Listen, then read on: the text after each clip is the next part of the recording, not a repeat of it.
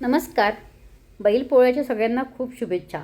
वर्षभर राबणाऱ्या ह्या बैलांप्रती कृतज्ञता व्यक्त करण्यासाठी बैलपोळा साजरा केला जातो. गावाकडे खूप धूम असते, पण जाणं होत नाही हल्ली. तेव्हा आमच्याकडे असे बैल आणतात आणि बैलाच्या शिंगांमध्ये गव्हाचं पीठ जे असतं त्यामध्ये गूळ घालून असे वळीव लाडू करतात आणि ते शिंगांमध्ये घातले जातात. वस्त्रमाळ, त्यांच्या बाजूला छोटीशी गाय ठेवली आहे. गाईची पण पूजा केली जाते आज. आणि जे पुरणपोळीचा नैवेद्य शेतकऱ्याच्या खांद्याला खांदा लावून वर्षभर राबणाऱ्या बैलाला 2 दिवस कामाला सुट्टी असते. कालची खांदेमळणी असते आणि आज बैलपोळा. खांदेमळणी म्हणजे बैलाचे खांदे तूप आणि हळद लावून चांगले मालिश करून घेतात. आणि आज असा हा बैलपोळा साजरा केला जातो.